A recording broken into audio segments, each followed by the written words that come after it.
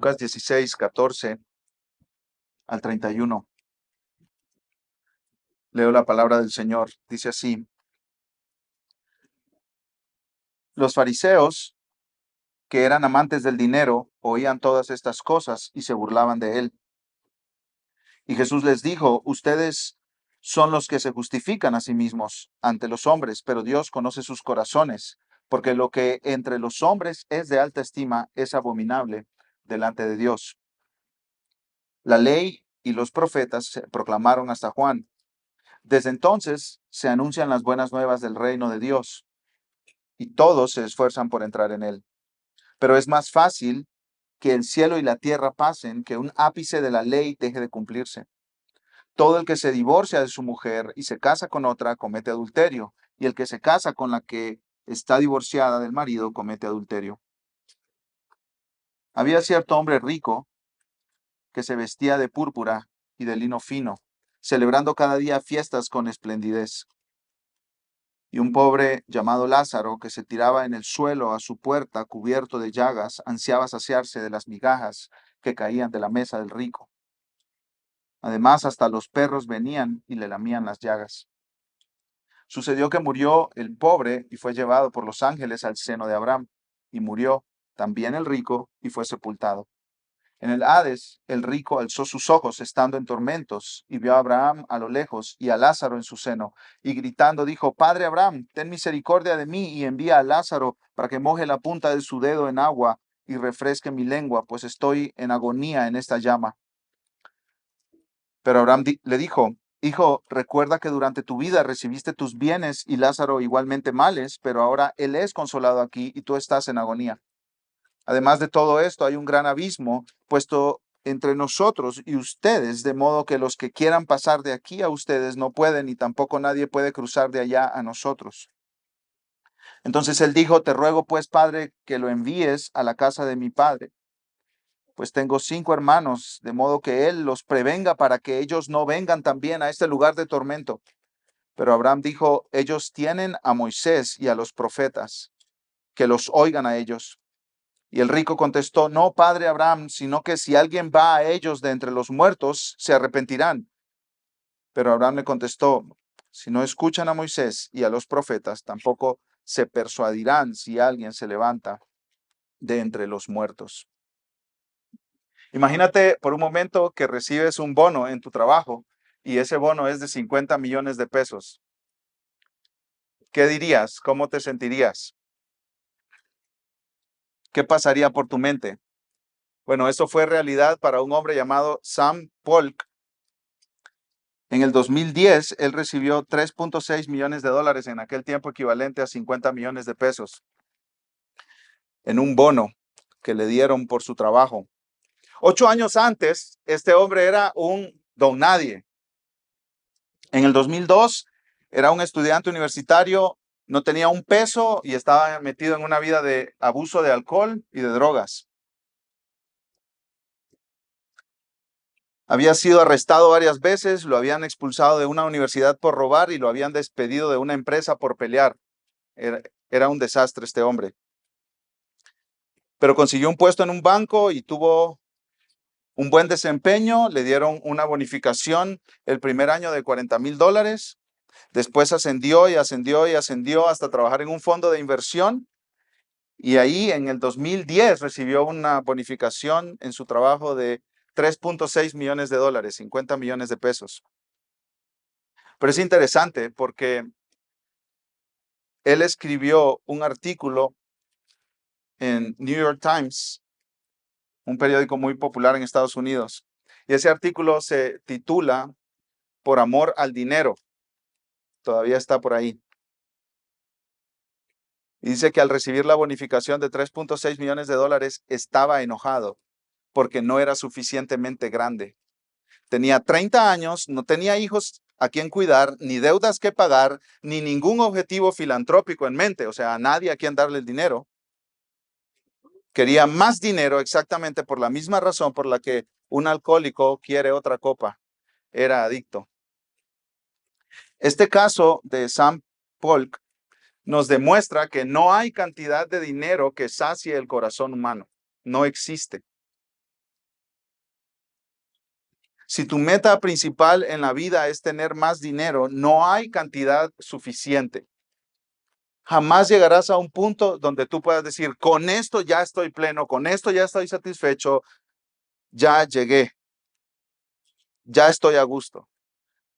Más bien, querer saciar tu alma con dinero te lleva a vivir toda tu vida diciendo más, más, más, quiero más, quiero más. Y este pecado del amor al dinero no es un pecado solo de multimillonarios. Todos tenemos la tentación de ver el dinero como nuestra fuente de paz, seguridad, satisfacción e identidad. En este pasaje leemos que los fariseos eran amantes del dinero. Ellos amaban el dinero. Pero los fariseos no eran los ricos del tiempo de Jesús. Los saduceos, otra secta del judaísmo, esos sí eran los ricos. Esos tenían plata.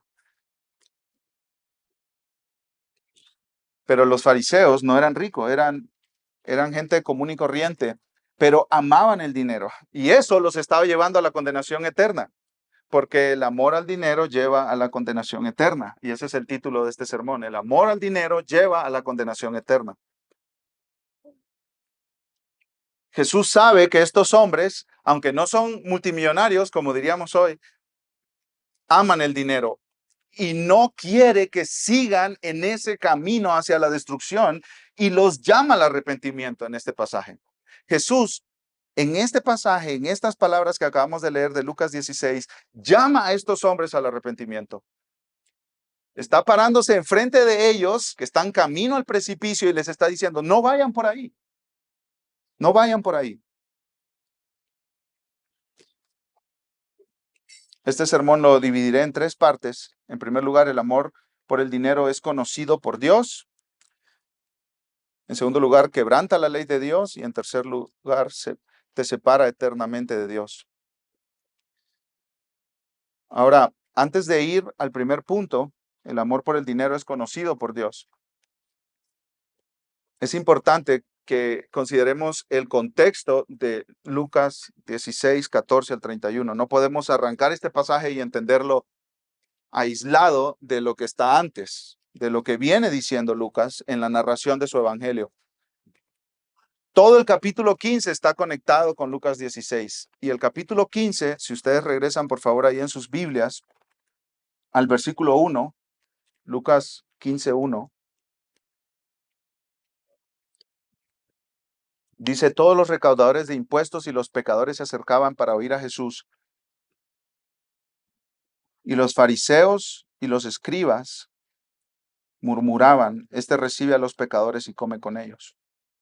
Ahí están los fariseos y los escribas religiosos del tiempo de Jesús, están criticando a Jesús porque Jesús tiene amistad con gente de muy mala reputación en la comunidad, cobradores de impuestos y pecadores.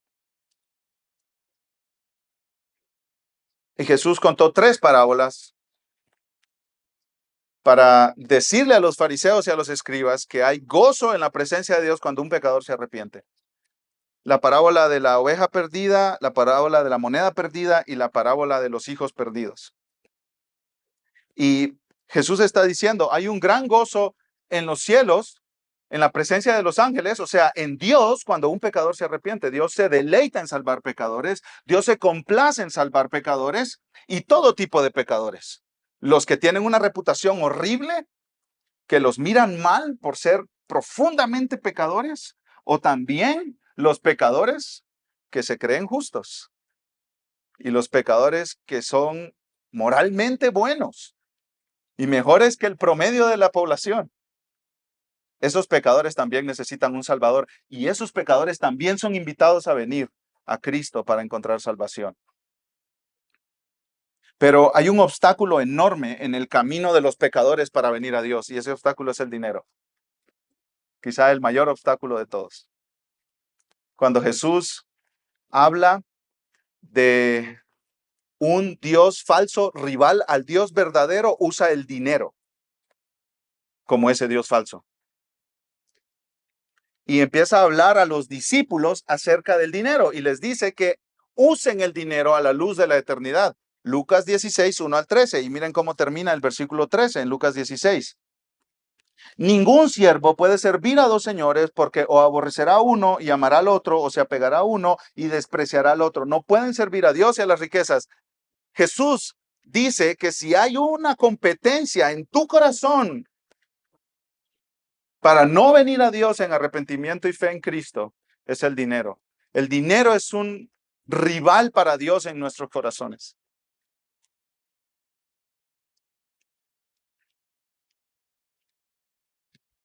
Y en ese contexto sigue Lucas 16:14, que es el versículo que comienza el pasaje que estamos considerando esta mañana.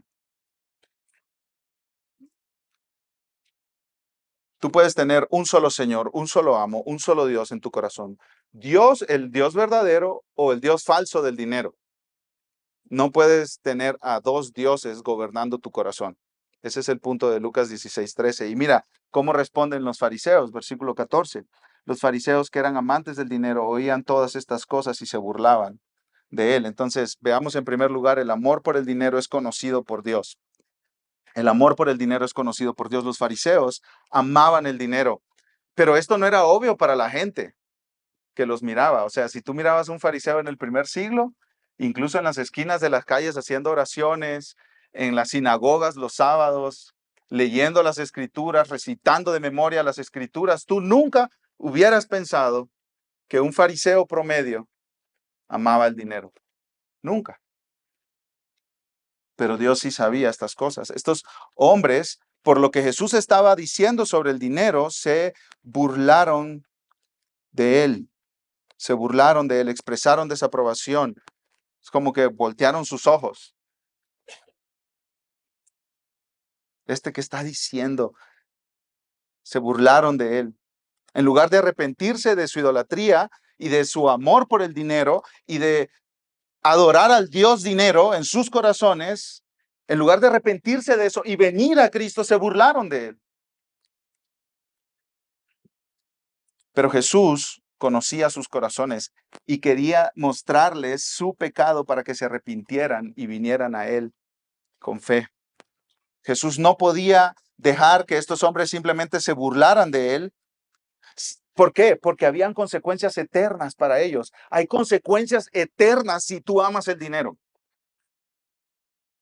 Entonces, a continuación, Jesús les demuestra la condición de sus corazones. Es como que si los expusiera, diríamos hoy, les sacó los trapitos al sol. Ustedes dan una apariencia, ¿cierto? Pero esa apariencia es falsa. La verdad yo se los voy a decir, yo se las voy a decir en este momento. Versículo 15. Y Jesús les dijo: ustedes son los que se justifican a sí mismos ante los hombres, pero Dios conoce sus corazones, porque lo que entre los hombres es de alta estima, abominable es delante de Dios. Los fariseos trabajaban mucho para cuidar su apariencia. Ellos querían que la gente pensara bien de ellos. Ellos querían que la gente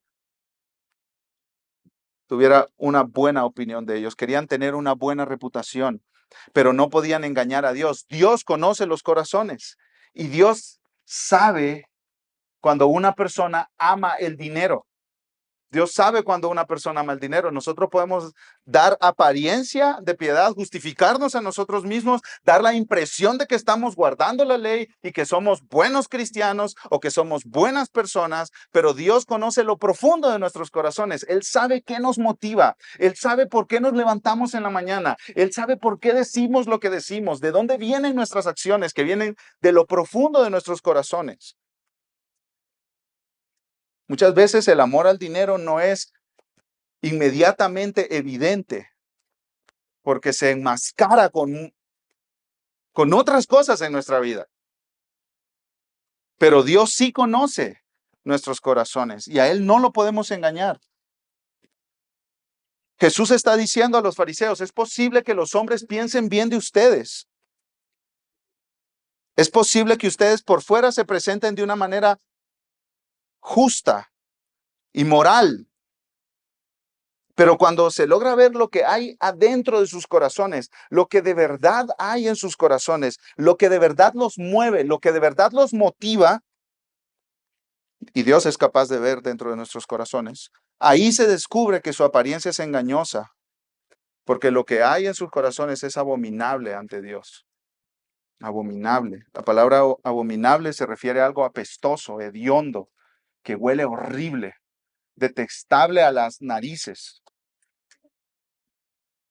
Entonces imagínate un corazón putrefacto y llega Dios y dice, esto es abominable, esto huele horriblemente mal.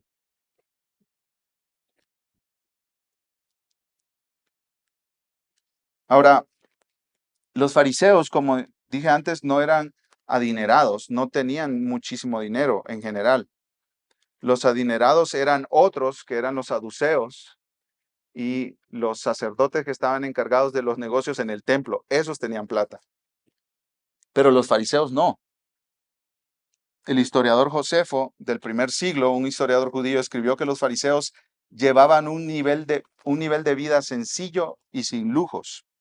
Entonces, ¿por qué Jesús les está diciendo que amaban el dinero? Está extraño, ¿no?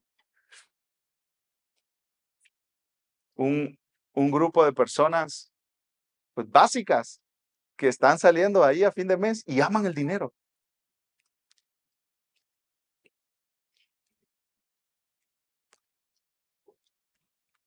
Jesús les dice que ellos aman el dinero porque el amor al dinero no tiene que ver con cuánto dinero tú tienes.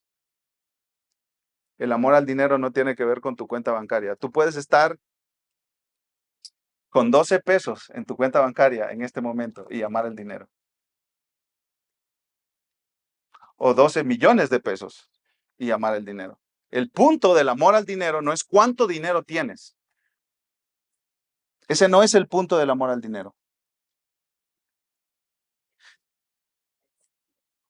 Hay un comentarista llamado James Edwards que nos ayuda aquí a entender un poquito esto. Él dice que en Israel la riqueza se consideraba a menudo una recompensa por vivir moralmente o justamente. Si soy bueno, me porto bien, cumplo la ley, Dios me recompensará y seré rico. Eso pensaban muchos. ¿Sí? Y muchos fariseos buscaban ser obedientes a la ley porque querían ser recompensados con riquezas. ¿Les suena eso? ¿Les suena conocido eso? Yo estoy yendo a la iglesia tratando de vivir para Dios y mira cómo Dios me trata. Mira que no me va bien en el trabajo. ¿Sí, sí identificas eso? ¿Sí lo identificas en tu vida? No piensa en el vecino, piensa en ti, en tu corazón. Tan bien que me estoy portando yo, tanto que estoy tratando de obedecer a Dios, tanto que estoy tratando de ser fiel con mis devocionales cada día.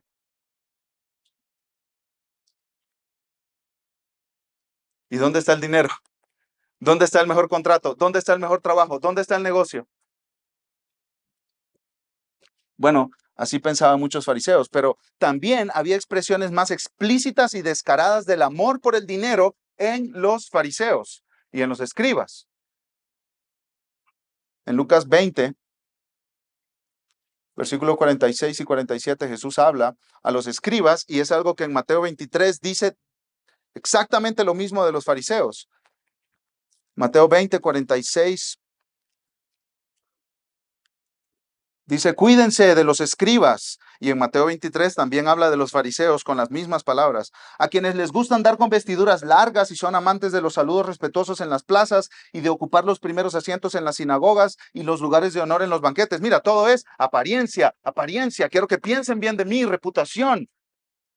Versículo 47, que devoran las casas de las viudas y por las apariencias hacen largas oraciones. Ellos recibirán mayor recompensa. ¿Sabe qué significa devoran las casas de las viudas? Ellos podían hacer contratos legales y dejaban a viudas sin sus casas que les habían heredado sus esposos y se las quedaban ellos. Se pasaban posesiones, propiedades de viudas a su nombre.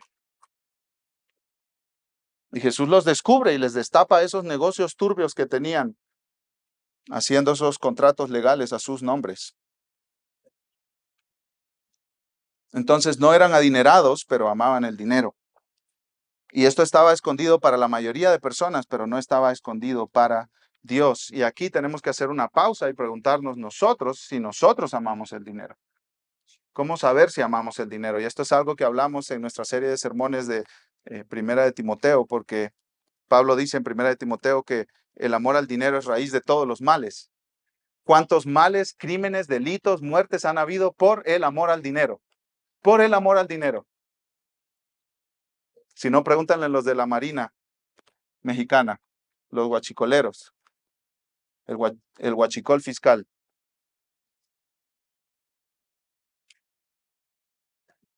Pero no pensemos solo en ellos, sino este es un momento para revisar nuestro corazón, mis hermanos.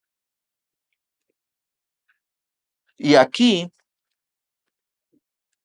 podemos hacernos 5 preguntas para saber si amamos o no el dinero. Y estas 5 preguntas las mencionamos antes en la serie de sermones de Primera de Timoteo. Estas 5 preguntas vienen de un par de fuentes, el libro Finanzas Bíblicas de Héctor Salcedo, que se lo recomiendo mucho, y del comentario del pastor John MacArthur. Y yo te animaría, más que solo tú hacerte estas preguntas, hazlas con alguien que te conozca, tu esposo, tu esposa o un amigo cercano. Porque nos tendemos a engañar a nosotros mismos, ¿cierto? Y podemos decir, no, yo no amo el dinero. No, yo no estoy manejando mal mi dinero. Yo estoy usando mi dinero a la luz de la eternidad. ¿Y sabes cuál es una aplicación de este sermón? Ve y platica con alguien cómo manejas tu dinero. Aquí en nuestra iglesia hay hermanos sabios con el dinero que no tienen deudas pecaminosas o necias que te pueden ayudar a ti a evaluar tu corazón respecto al uso del dinero. Y yo te animaría, abre tus libros en frente de alguien piadoso que te pueda ayudar y te pueda servir para ver de verdad qué hay ahí abajo, ahí lo que nadie ve. Primera pregunta, ¿cómo sé si yo amo el dinero? ¿Estoy dispuesto a pecar para tener más dinero? Mentir en contratos de traspasos de propiedades, en negocios diarios, en cotizaciones, mentir al hacer publicidad engañosa de algún producto, explotar en ira cuando no me sale un negocio o cuando un hijo accidentalmente daña alguna cosa de la casa que costó caro, eh, ofender a alguien cuando nos ofrece muy poco por algo que estamos vendiendo en Facebook Marketplace, pelear por dinero. ¿Estás dispuesto a pecar por tener más dinero? Segunda pregunta, ¿vivo descontento de mi situación económica? El contentamiento es estar satisfecho en Dios y en lo que Él me ha dado y cómo Él me ha hecho. Eso es el contentamiento. Y la falta de contentamiento con respecto al dinero es una evidencia que quizá pueda dirigirte a concluir, sí, yo amo el dinero. Y la falta de contentamiento respecto al dinero se demuestra con las palabras, nunca tengo suficiente. Tercera pregunta, ¿cómo sé si yo amo el dinero? ¿Presumo las cosas que el dinero me ha dado? Especialmente hoy en época de redes sociales, es muy fácil presumir por los medios lo que yo puedo conseguir con el dinero. Presumir el coche, la ropa, los zapatos, las joyas, la casa, los viajes o cualquier posesión. Número 4, cuarta pregunta. ¿Pienso más en cómo hacer más dinero o en cómo hacer mejor mi trabajo? Las personas que aman el dinero pueden notarlo en su perspectiva del trabajo. ¿Trabajas honestamente cumpliendo con tus responsabilidades o solo eres movido por tener más dinero? Y número 5, quinta pregunta. ¿Soy generoso con la iglesia y con otros o me duele dar con generosidad? ¿Te duele dar dinero o te gusta compartir con otros lo que Dios te ha dado? Dice el pastor Héctor Salcedo en su libro, Finanzas Bíblicas, ¿con cuánta facilidad compartes con otros lo que tienes? No me refiero simplemente a dar una limosna o dar una propina, aunque estas cosas pueden indicar generosidad y nos pueden distinguir como hijos de Dios. Se trata de dejar un mensaje de generosidad en toda nuestra manera de proceder y seguir así el ejemplo de Dios, que ha sido generoso con nosotros, no solamente en lo económico. Es vivir de una forma que demuestre gracia para con los demás, esa gracia que hemos recibido de parte de nuestro Dios. ¿Te puedes hacer esas 5 preguntas? Y lo mejor sería que te las hicieras con alguien más. Entonces, el amor por el dinero es conocido por Dios en primer lugar. En segundo lugar, el amor por el dinero quebranta la ley de Dios. Esta siguiente parte del pasaje, versículos 16 y 18, 16 al 18, está un poco extraña porque parece que como que Jesús deja de hablar del dinero y es como Jesús, ¿por qué cambiaste de tema aquí? Está raro. Empieza a hablar de la ley y del divorcio y del matrimonio. Pero hay una conexión importante aquí. Jesús dijo, versículo 16, la ley y los profetas se proclamaron hasta Juan. Desde entonces se anuncian las buenas nuevas del reino de Dios y todos se esfuerzan por entrar en él. Pero es más fácil que el cielo y la tierra pasen que un ápice de la ley deje de cumplirse. Y esto conecta con la primera parte del pasaje que ya vimos, que Jesús les dice, ustedes son los que se justifican a sí mismos. O sea, ellos estaban diciendo, no, no, nosotros estamos cumpliendo la ley. Y lo que Jesús les está diciendo es, no, ustedes están quebrando la ley. La ley no ha pasado, la ley se tiene que cumplir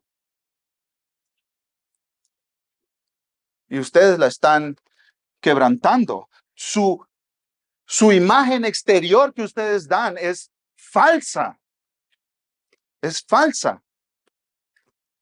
No están cumpliendo verdaderamente la ley. Desde lo profundo de su corazón, por la condición de su corazón, ellos estaban quebrantando la ley, no estaban cumpliendo la ley. Y Pablo dice, la ley y los profetas, o sea, todo el Antiguo Testamento, se proclamaron hasta Juan. En otras palabras, Juan, su predicación resumió todo el Antiguo Testamento que estaba anticipándonos al Mesías, anticipándonos la venida de Cristo. Y desde Juan se viene anunciando el cumplimiento de todo lo que el Antiguo Testamento prometió sobre el Mesías y el reino de Dios. Todo el Antiguo Testamento anticipaba la llegada de Cristo, el Mesías, el Salvador. Y escuchen, mis hermanos, los fariseos estaban usando mal la ley de Dios. Ellos estaban diciendo, no, es que nosotros sí la cumplimos, aunque no la estaban cumpliendo perfectamente. Y Jesús les dice, el propósito de la ley era apuntar la venida de Cristo, era apuntar la venida del Mesías, el Salvador que ustedes necesitan. Ustedes aman el dinero y ustedes necesitan un Salvador que los rescate de ese amor al dinero. No, no se engañen creyendo que están cumpliendo la ley. El propósito de la ley fue claro, apuntarnos a la necesidad de un Salvador. Ese es el propósito de la ley. La ley no fue dada por Dios para nosotros, para que nosotros dijéramos, ok, palomita, palomita, palomita, palomita, ya cumplí. No, la ley fue dada para nosotros, para que nosotros nos viéramos en el espejo de la ley y viéramos lo quebrados que estamos, lo sucios que estamos, lo contaminado que estamos, lo mucho que nuestro pecado ofende a Dios y que corramos a Cristo Jesús. Para eso fue dada la ley. Y ellos la estaban usando mal. No la estaban cumpliendo, la estaban quebrantando y la estaban usando mal. Y hay una frase ahí un poco extraña, y todos se esfuerzan por entrar en él. Todos se esfuerzan por entrar en el reino. Parece que Jesús está diciendo que todas las personas están haciendo todo lo posible por entrar en el reino de Dios. Pero aquí nosotros vemos que los fariseos estaban oponiendo a entrar en el reino de Dios por medio del único camino para entrar al reino de Dios, que es Cristo Jesús, ¿cierto? Entonces, no todos estaban esforzándose por entrar al reino de Dios. ¿Qué quiere decir esta frase? Bueno, otra vez cito a James Edwards, que nos ayuda mucho aquí. Él dice que no es algo que las personas hagan por su esfuerzo, sino algo que el evangelio hace en las personas. Es como si dijera, desde entonces se anuncian las buenas nuevas del reino de Dios y estas buenas nuevas están obligando, llamando a todos a arrepentirse y venir a Cristo. Dice James Edwards, el amor redentor de Dios obliga a las personas de todas partes a entrar en el reino.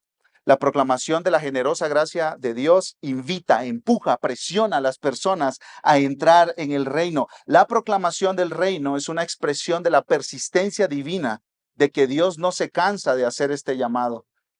que invita, espera, anima e insta a las personas a entrar en el reino. Entonces, no es algo que las personas están haciendo, es algo que el Evangelio está haciendo sobre las personas de llamarlos a que entren al reino. Y por eso dice, todos. Este Evangelio es un llamado para todos que se arrepientan, que dejen sus idolatrías y que vengan al único que puede salvarlos, que es Cristo Jesús.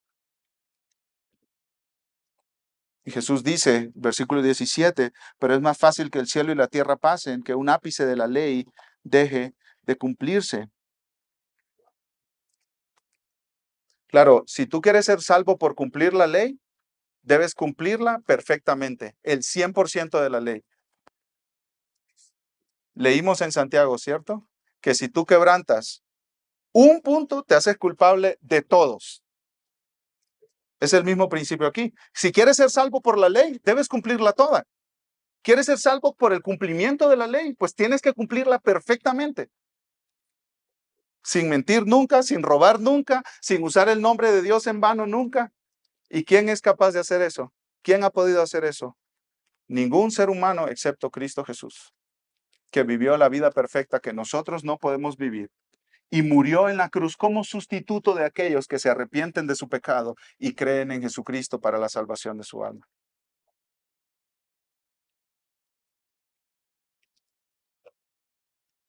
Y luego, Jesús, ¿por qué hablas del divorcio? Qué cosa más extraña. Estás hablando del dinero, ¿no? Y como que te saltas al divorcio y al matrimonio. Bueno, lo que hace Jesús en el versículo 18, mis hermanos, es que les pone otro ejemplo de otro tema en el que ellos estaban quebrantando la ley de Dios. Para que ellos vieran, no solo están quebrantando la ley en el amor al dinero, sino que están quebrantando la ley también en sus relaciones matrimoniales. Es como abriéndoles el panorama. ¿Ya pensaron en esto? Aman el dinero y es obvio, es evidente. Están quebrando la ley de Dios. No, pero es que nosotros, pero también están quebrando en el tema del matrimonio. Es como que Jesús los está exponiendo ahí, los está dejando como sin salida, sin excusa, sin respuesta. Versículo 18. Todo el que se divorcia de su mujer y se casa con otra comete adulterio. Y el que se casa con la que está divorciada del marido comete adulterio. Esta no es toda la enseñanza del Nuevo Testamento sobre el adulterio, hay sobre el divorcio y el adulterio. Hay mucha enseñanza más aparte de esta sobre el divorcio y el adulterio. Es un tema complejo, complicado y que tiene que tratarse caso por caso. Pero el punto de que Jesús mencione esto aquí no es el divorcio y el matrimonio y el adulterio en sí, sino revelarle a los fariseos que hay otras cosas en las cuales ellos están quebrantando la ley, que no, el dinero no es lo único en lo que ellos están quebrantando la ley. Ahora, ¿cuál era el tema del divorcio en el tiempo de Jesús? Bueno, había una controversia que se discutía en las escuelas de los rabinos o maestros del primer siglo. Y esa controversia tenía que ver con Deuteronomio 24:1. Deuteronomio 24:1 dice, cuando alguien toma una mujer y se casa con ella, si sucede que no le es agradable porque ha encontrado algo reprochable en ella y le escribe certificado de divorcio y lo pone en su mano y después la despide de casa, y ahí sigue el versículo hablando de eso, ¿no? Entonces la controversia estaba en estas palabritas, no le es agradable o reprochable, ¿sí? Y habían algunos fariseos que decían, divórciate si, divórciate si encuentras algo desagradable en tu esposa. ¿Pero qué es algo desagradable? Y entonces ahí estaba la controversia.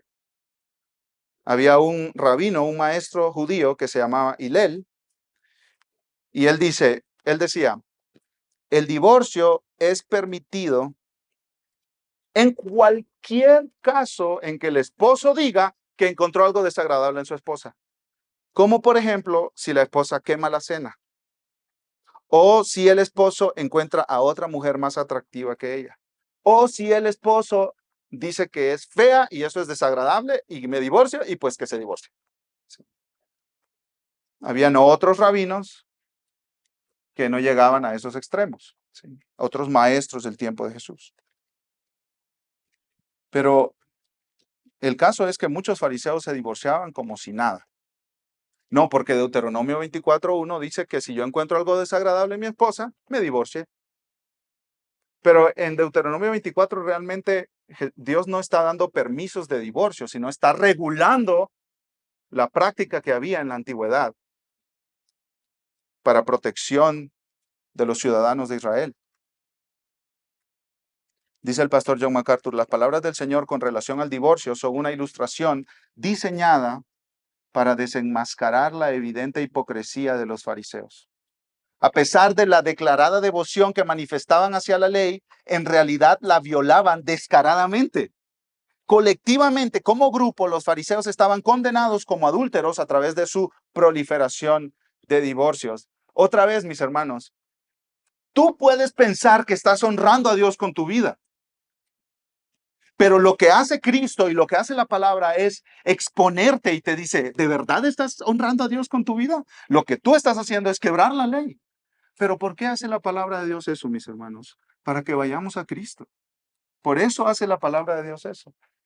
¿Por qué nos expone? ¿Por qué nos abre? Hebreos 4:12, la palabra de Dios es viva y eficaz y más cortante que una espada de dos filos. Y penetra hasta partir el alma y el espíritu, te abre en pedazos y te dice, esto es lo que eres. Corre a Cristo, porque es tu única esperanza. Miren, fariseos, cómo ustedes aman el dinero. Miren, fariseos, cómo ustedes no honran el matrimonio como Dios quiere que lo honren. Si ven lo quebrados que están, corran a Cristo. Por eso Jesús los está exponiendo. Esa exposición, eso de sacar los trapitos al sol, de abrir el corazón y mostrar quién verdaderamente somos, es por amor, mis hermanos. Es para que veamos nuestra bancarrota espiritual y que no podemos hacer nada en nosotros mismos para ganar el favor de Dios. Y que solo podemos ser reconciliados con Dios por la obra de Cristo Jesús. Y si no reconocemos lo quebrados que estamos, si no reconocemos nuestra bancarrota espiritual, si no reconocemos nuestro fracaso en obedecer a Dios, seremos condenados eternamente, para siempre, separados de Dios, en terror y angustia. Este es el tercer punto. El amor por el dinero te separa eternamente de Dios. El amor por el dinero te separa eternamente de Dios. Miren el versículo 19, por favor, mis hermanos, conmigo. Y aquí Jesús comienza a contar una parábola muy conocida. La parábola del rico y Lázaro. Versículo 19. Había cierto hombre rico que se vestía de púrpura y lino fino, celebrando cada día fiestas con esplendidez. Este sí es el estilo de vida de los ricos y famosos. Dice que se vestía de púrpura, un color de la realeza. El color de esa ropa era tomada de un mejillón marino raro y caro.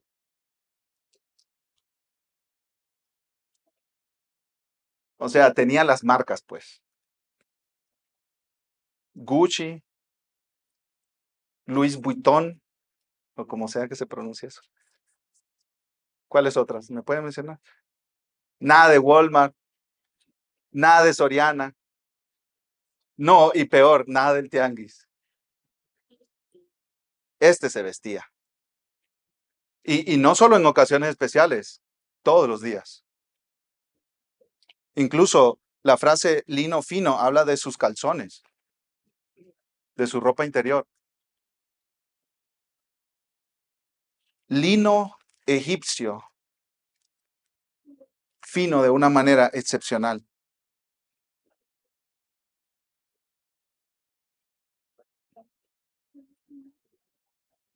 Y además dice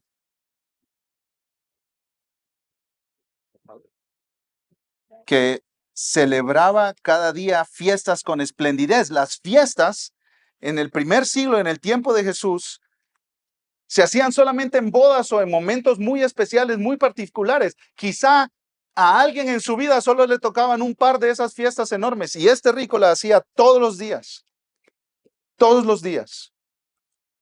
Ropa cara, calzones de 5,000 pesos, comida espectacular todos los días.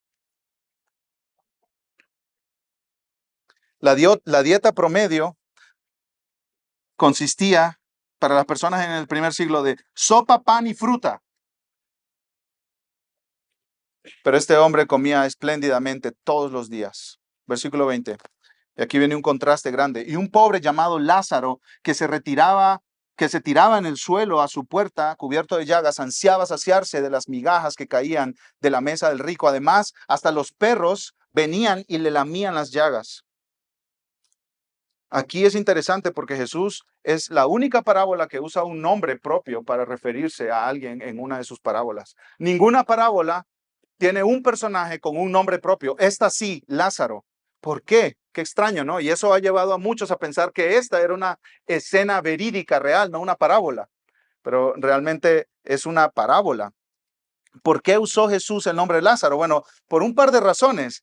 Pero la primera es que, además de ser un nombre común, este nombre significaba alguien a quien Dios ha ayudado.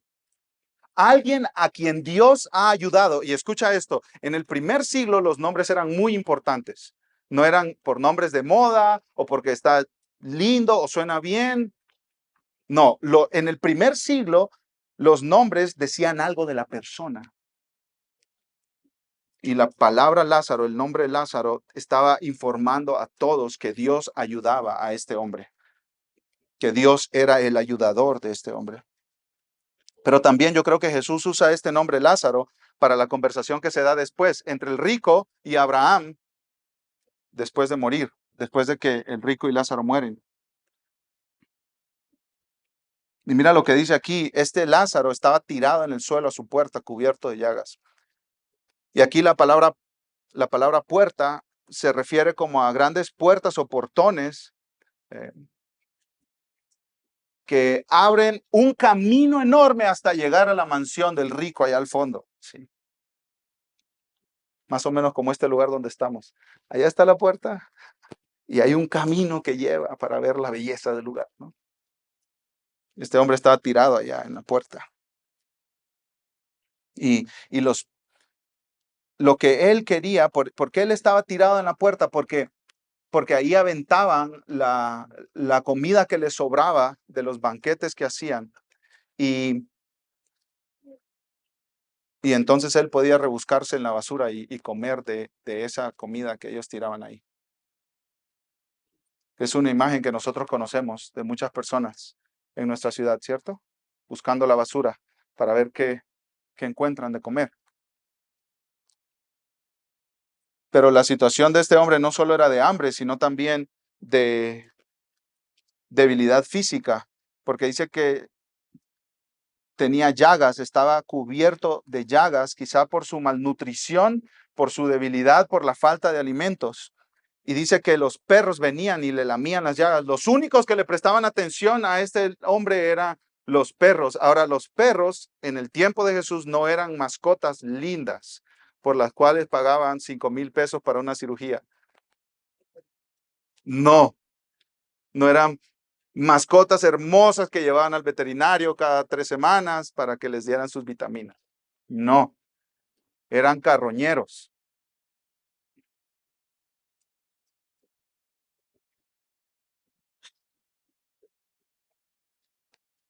No eran cachorritos lindos.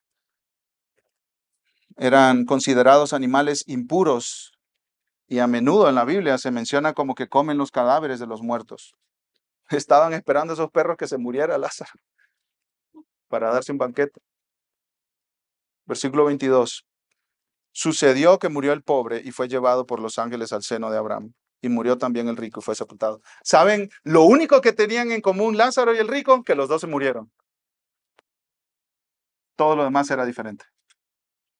Pero cuando se trata de la muerte, eso nos empareja a todos, ¿cierto? Vivas donde vivas, nazcas donde nazcas. Cuando llega la muerte, se nivela todo. Todo se nivela. Y tú estás delante de Dios sin tu cuenta de banco, sin tus documentos de bienes raíces, sin tus contactos de préstamos, sin tu posición laboral, sin tu negocio, sin tu hambre, sin tus deudas, sin tus problemas financieros. Ahí estás tú delante de Dios. Eso es el nivelador de toda la humanidad, la muerte. Y es un error vivir pensando que nunca vas a morir. Esa es una de las más grandes necedades de los seres humanos. Vivir pensando que las riquezas que tienes te van a durar para siempre. Vivir pensando que la vida que estás viviendo en este momento te va a durar para siempre. Pero llega la muerte, a todos nos va a llegar a la muerte. Las estadísticas dicen que el 100% de las personas mueren. No hay otra opción.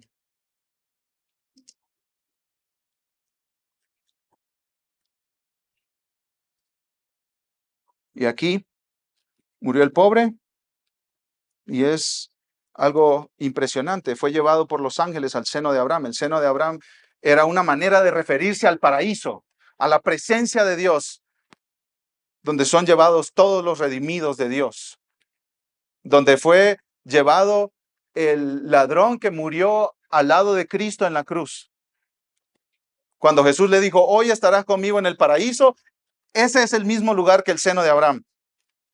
Un lugar donde Abraham, el padre de la fe, el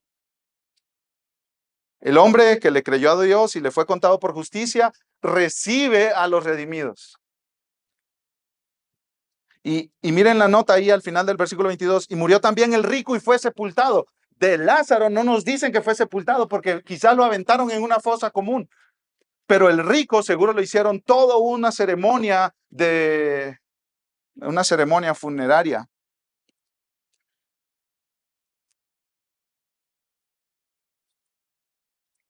Lo despidieron con bombos y platillos, quizá pensando que iba al paraíso. Pero ¿dónde apareció el rico? Apareció en un lugar que jamás se imaginó. Nunca pensó que él iba a aparecer ahí. Versículo 23. En el Hades, el lugar de los muertos que fallecen sin confiar en Cristo. El rico alzó sus ojos, estando en tormentos, y vio a Abraham a lo lejos y a Lázaro en su seno. Wow. Este hombre está separado de Dios por la eternidad. Ahora, aquí es importante una aclaración. Este hombre está separado de Dios por la eternidad, no porque era rico, porque el problema no es ser rico, es amar el dinero. ¿Recuerdan cómo empezó todo el pasaje en el versículo 14? Los fariseos que amaban el dinero. Ese es el problema, que el Dios verdadero no era su Dios y Cristo no era su Salvador, sino que el Dios de él, el Dios funcional de verdad del día a día era el dinero. En quien confiaba para su paz, seguridad e identidad era el dinero. Y por eso él fue la condenación eterna. Por eso fue a un lugar donde estará por siempre separado de Dios. Leímos en Santiago, en nuestra lectura pública de las Escrituras, si un hermano o una hermana no tiene ropa y carece de sustento diario, y uno de ustedes, señor rico de la parábola de Jesús, le dice, vayan en paz, caliéntense y sáciense, pero no les dan lo necesario para su cuerpo, ¿de qué sirve?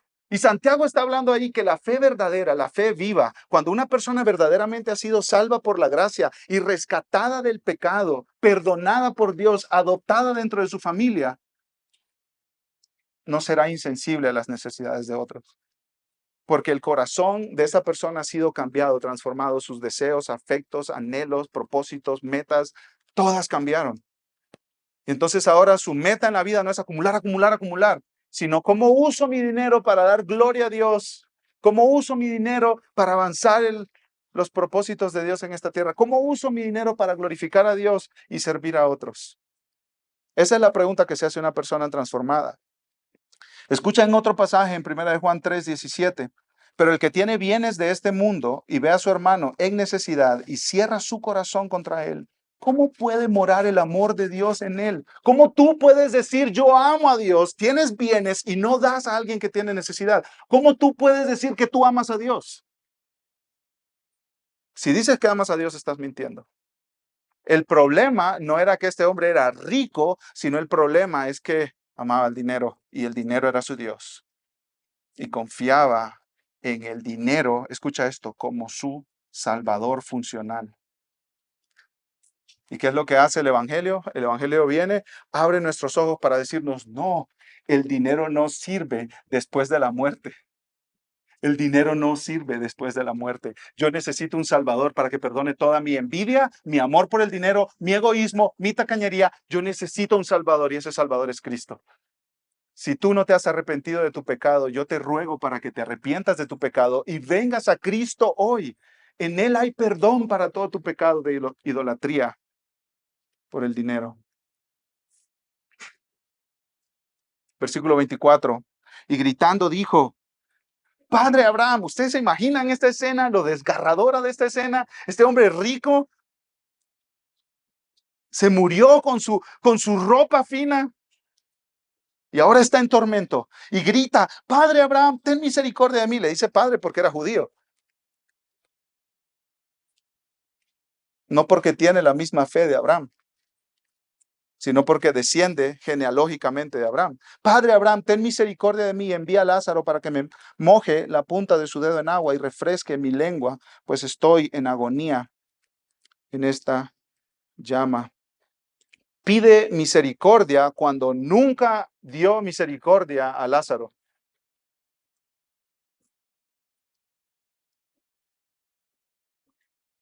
Y con este hombre sucede lo que sucederá con todos los que vayan lejos de Dios a la condenación eterna. Este hombre no cambió por estar en tormento. Fíjense que sigue dando órdenes allá en el sufrimiento. Sí, que Lázaro me venga a servir. Esa era la actitud que él tenía en la tierra. Y cuando se murió y fue echado al lugar de tormento separado de Dios, sigue teniendo la misma actitud, que los demás vivan para servirme a mí. Porque las personas que odian a Dios en esta tierra, que no se rinden a Dios en esta tierra, odiarán a Dios y no se rendirán a Él en el infierno por siempre.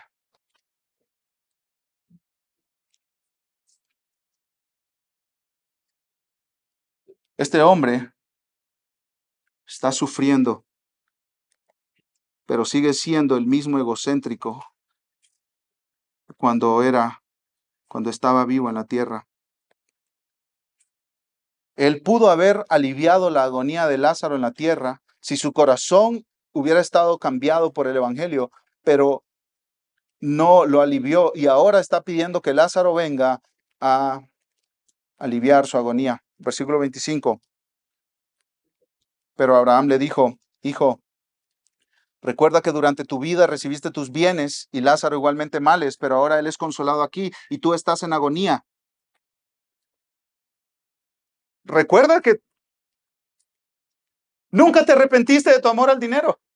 Recuérdalo. Y viviste tu vida a tu manera, y viviste tu vida según tus placeres, y viviste tu vida para acumular, y viviste tu vida de una manera que no fue generosa, porque tu corazón no era generoso. Versículo 26. Además de todo esto, hay un gran abismo puesto entre nosotros y ustedes, de modo que los que quieren pasar de aquí a ustedes no pueden, y tampoco nadie puede cruzar de allá a nosotros.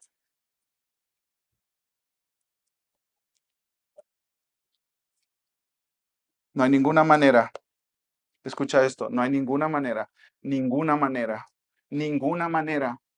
por la eternidad de que las personas en el infierno tengan consuelo. No hay ninguna manera por la eternidad de que las personas en el infierno tengan paz. No hay ninguna manera por la eternidad de que las personas en el infierno tengan alivio. No hay ninguna manera. Por eso yo te ruego que vengas a Cristo hoy, para encontrar alivio en esta vida y por la eternidad. Pero no hay alivio fuera de Cristo. Versículo 27, entonces él dijo, te ruego pues, Padre, que lo envíes a la casa de mi padre.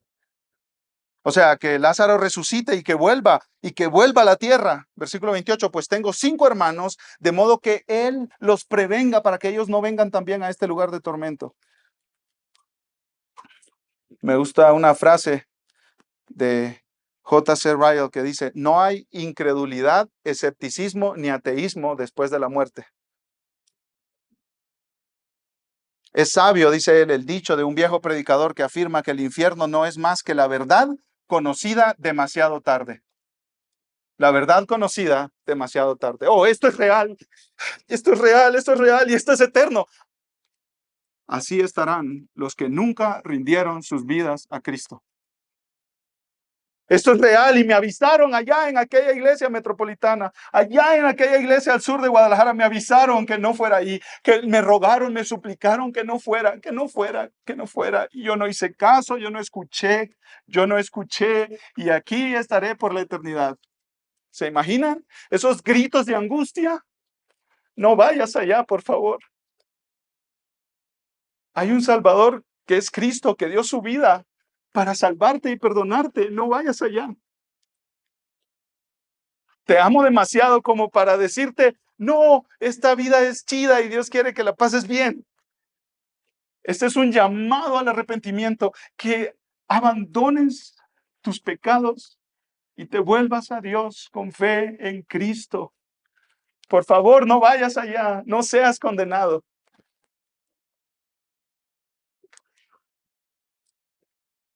Y es interesante algo. Varias veces me han preguntado, ¿después de la muerte recordaremos nuestra vida aquí en la tierra? ¿Y qué creen que enseña Jesús en este pasaje? Por supuesto que sí.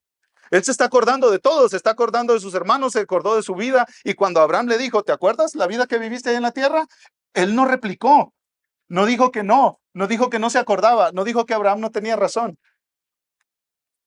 Claro, nos acordaremos de todo. Los redimidos para darle gloria a Dios por siempre, recordando de dónde Dios nos ha sacado y recordando lo mucho que Dios nos ha perdonado por Cristo. Y los que estén en condenación se acordarán de su vida en la tierra, especialmente de las oportunidades que tuvieron escuchando el Evangelio y lo rechazaron. Por eso te vuelvo a rogar, ven a Cristo hoy, ven a Cristo hoy. En Cristo hay perdón completo, total. Abandona tu pecado y ven a Jesús. No a dar una apariencia de portarte bien, sino de verdad, que Cristo transforme tu corazón desde adentro. Versículo 29, pero Abraham dijo, ellos tienen a Moisés y a los profetas, que los oigan a ellos. Y el rico contestó, no, padre Abraham, sino que si alguien va a ellos de entre los muertos se arrepentirán. Versículo 31, pero Abraham le contestó, si no escuchan a Moisés y a los profetas, tampoco se persuadirán si alguien se levanta de entre los muertos.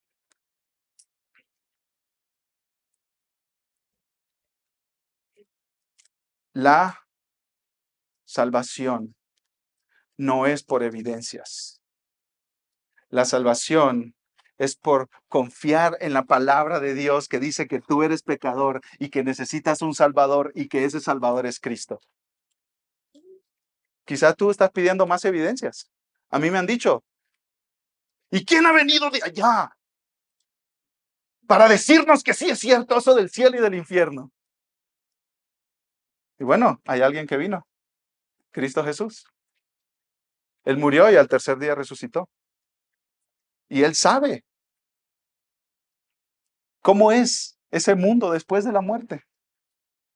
Si tú estás pidiendo más evidencias, debes de saber por la palabra de Dios que no hay cantidad de evidencias que te puedan convencer de que vengas a Cristo.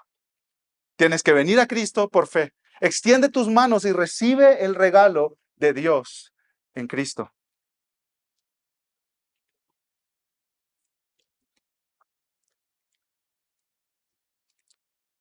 Dios envió a Cristo Jesús quien siendo rico se hizo pobre, para que nosotros, en su pobreza, seamos eternamente enriquecidos por gracia. Y con esto termino. Escucha 2 Corintios 8:9. Porque conocen la gracia de nuestro Señor Jesucristo, que siendo rico, sin embargo, por amor a ustedes se hizo pobre, para que por medio de su pobreza ustedes llegaran a ser ricos. ¿Saben? Muchos de nosotros estamos peleando por tener más dinero y Cristo, el dueño de todo, se hizo pobre. ¿Para qué? Para vivir la vida perfecta que nosotros no podemos vivir y morir en una cruz, sin un peso en los bolsillos, por amor a ti y a mí. Pero Él se levantó de los muertos al tercer día, ascendió a los cielos y hoy reina sobre todo. Y en el nombre de Cristo se doblará toda rodilla de los que están en los cielos, en la tierra y debajo de la tierra. Y toda lengua proclamará que Jesucristo es el Señor, para gloria de Dios Padre. La invitación es, mira a ese Salvador que se hizo pobre para salvarte a ti, para que tú, que amas el dinero, seas transformado y seas eternamente enriquecido. Con las mejores riquezas que el oro y la plata, los dólares y los pesos no te pueden dar jamás. Oremos. Amado Dios, gracias por tu palabra, gracias por el Evangelio, gracias porque nos llamas a Cristo hoy. Gracias porque Jesús se hizo pobre siendo rico, para que nosotros, que estábamos en bancarrota delante de ti y no teníamos moral, ni recursos, ni justicia para pagarte nuestra deuda, sino en el infierno, fuéramos enriquecidos eternamente. Y Padre, recordamos eso a través de la Santa Cena hoy. Oh Padre, recordamos al Cristo que murió pobre en esa cruz, pero ahora es Rey sobre todo. A Él adoramos y en Él confiamos. En el nombre de Jesús. Amén.